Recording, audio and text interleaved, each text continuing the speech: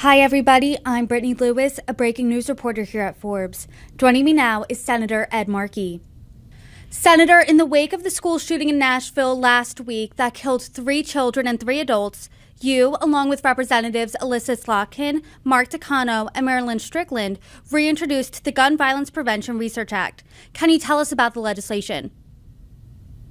Well, research is medicine's field of dreams from which we harvest the findings that can help to prevent harm to Americans. And so for 20 years, the Centers for Disease Control was prohibited from doing research on the causes of gun violence in our country. Over the last 3 years, I've been able to secure $100 million to do research at the CDC, so that all across our country right now, researchers are doing that work. So what we did was we introduced legislation last week to add $50 million a year for the next 5 years to continue this research, so that we can put in place the preventative measures that reduce dramatically the number of gun fatalities and gun injuries in our country. It's the worst in the industrialized world, but if we do the research, we can do the prevention to reduce that number significantly. What exactly does that research look like? Well, the research would be sent out to places like Johns Hopkins, which right now has a grant, and others who look at behavioral medicine related issues, but also they look at the impact on veterans. They look at the impact on young people in terms of what can be done in order to reduce the use of guns that lead to serious injury or death in our country. It's the largest cause of suicide, that people use guns, and we can do additional research towards trying to reduce that number. And let's say if this legislation's passed, 5 years go on, what exactly would legislation come out of that research? Or what exactly would the findings of that research, what would you do with them? Well, that would be the goal, that we spend $50 million a year for 5 years apiece, and then out of that we get the findings, and then we begin to pass legislation that can put the preventative measures in place in our country. But without the research, without the documentation, without the scientific reassurance that this is the right thing to do, it just makes it more difficult to pass comprehensive needed legislation. So I think this is going to go a long way towards removing a lot of the obstacles that have existed in the past, and especially those arguments that are just red herrings, spurious objections, so that we can wind up with meaningful legislation passing on the floor of the House and Senate and signed by a President of the United States. Can you dive a little deeper? What do you think those red herrings are? Well, the red herrings would be those that basically were saying that this is not a behavioral health set of issues, that this is not preventable, that we are just engaging in speculative research. But at the same time, why were they so intent, 20 years ago in passing legislation to prohibit research at the CDC? Obviously, the NRA is very concerned that these findings could actually lead to legislation passing in all areas of American society, that our strategy, a comprehensive strategy to reduce dramatically the impacts of gun violence. Senator, when you reintroduced this legislation, you called gun violence a public health crisis. Can you explain why you categorize it that way? Well, it's one of the largest causes of death in the United States. It's much higher than other countries, and it's related to this gun culture which we have, and And it's time for us to finally come to grips with the reality that we need to put in place really strong preventative measures. You know, 1/4, for example, of all suicides in America are veterans every year, 25% of all suicides. And as we know, guns are the principal means by which people do commit suicide in the United States. Having comprehensive studies on all of these issues will help us to put in place measures that can reduce those numbers dramatically. So that's all I'm really calling for. And if people are afraid of the research, they're afraid of what the consequences would be in terms of those preventative measures to reduce the incidence of those tragedies ever having to occur. Senator, according to the Gun Violence Archive, there have been 141 mass shootings this year to date. Right now, we are not live, so that number could increase by the time our conversation is posted. This is a problem that affects every single community in the United States. Do you think this legislation is enough to stop the mass shooting cycle? It's not enough, but it's an important step forward. Yes, I do support banning assault weapons. Yes, I do support comprehensive background checks. Yes, I do support further enhancement of red flag laws. But if we can't do that because of NRA control over the Republican Party, let's move over to where we can agree. And that is on research. For the last 3 years, we've been able to work with Republicans to now receive $100 million in funding for research. And my own belief is the more research findings are made public is the more likely we're able to pass these other meaningful measures as well in terms of restricting the types of guns and who has access to those guns in our society. We had a precedent last year that Senator Murphy and Senator Tillis, Democrat and Republican, were able to pass the first meaningful legislation in 25 years. It wasn't everything I would want, but it just does show that progress is possible, and I think this research is going to help to supercharge that development, but we have to get the funding to make it possible.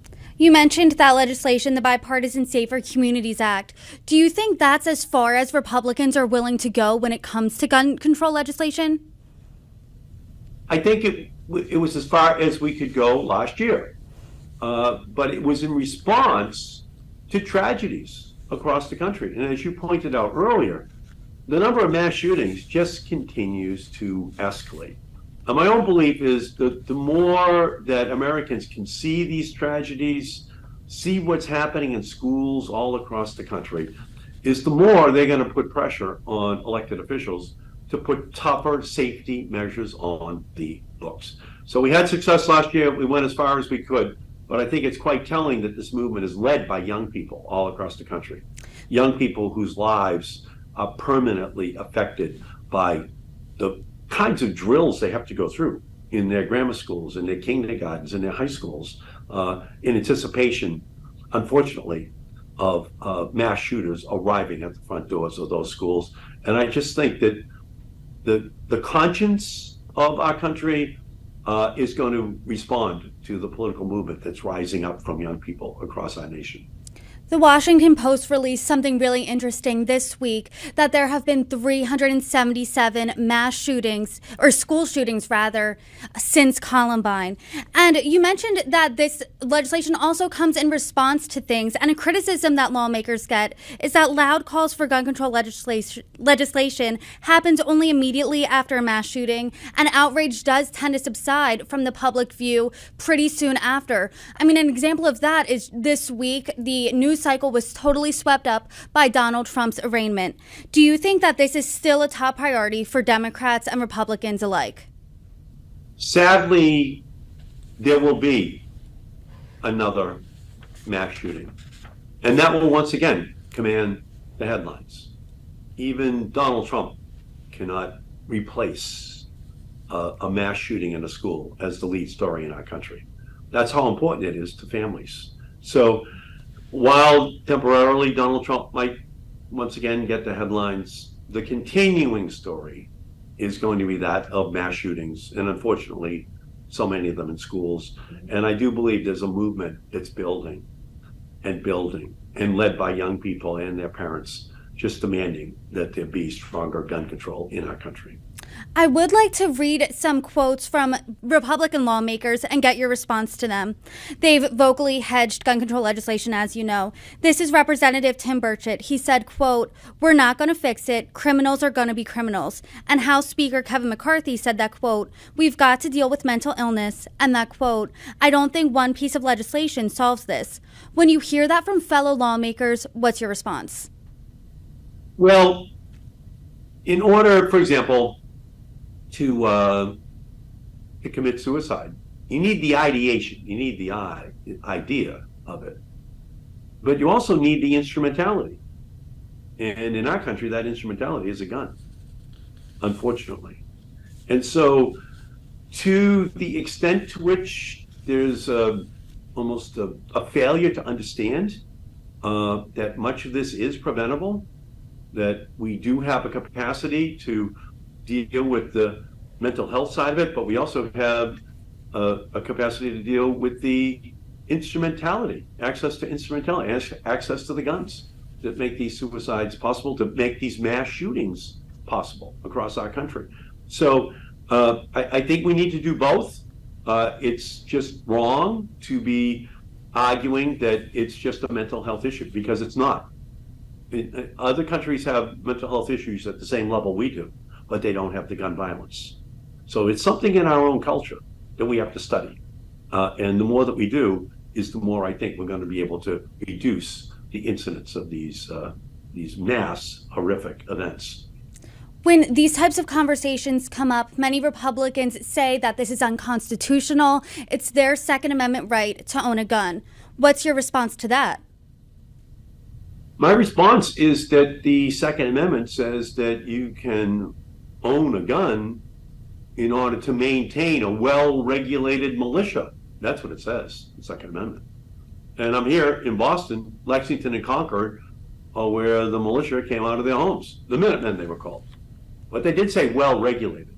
So I don't think anyone who is a gun supporter says that anyone can own a bazooka, anyone can own a machine gun. But yet they seem to maintain that people should be able to buy an AR-15 or be able to attach a magazine clip to it that's really only fit for the battlefields of the world. And I don't think that's accurate. And I don't think the Second Amendment in any way stands as an obstacle to us legislating that would prohibit that in the hands of an ordinary citizen. Because ordinary citizens do not need these automatic clips that just have no place on the civilian streets of our country. And I think it could easily withstand constitutional questioning. House Speaker Kevin McCarthy said this: "I think as a nation together, working together solves a problem that's much bigger than us," when he was discussing the Nashville shooting last week. What do you think working with Republicans on this issue looks like? I think it looks like Senator Murphy and Senator Tillis last year, passing legislation. I think it looks like what Congresswoman Maloney and I did for the last 3 Congresses, and Congresswoman Slotkin and I are going to do in this Congress. It's going to be that we reach across to find the Republicans to pass the legislation. So I think there are many, many people in both parties who realize that we're at a crisis point, and children are being caught in the crossfire of politics, and they're petrified that this issue is not going to be resolved. And I think ultimately Congress is a stimulus response institution, and there's nothing more stimulating than millions of children demanding that their schools be made more safe. And the only way to do it is to reduce access to these weapons of mass destruction in the hands of people who will terrorize young people if they're not stopped. I am interested to know what the response has been to your legislation specifically. Republicans have called gun violence a mental health crisis, but you, along with Representatives Slotkin, Strickland, and Takano, are all Democrats. So how have Republicans responded? Well, again, as I said, in the last 3 Congresses, we were able to work across the aisle at the end of the day to get legislation passed. That's the goal that that we have again this year. We are making the proposal.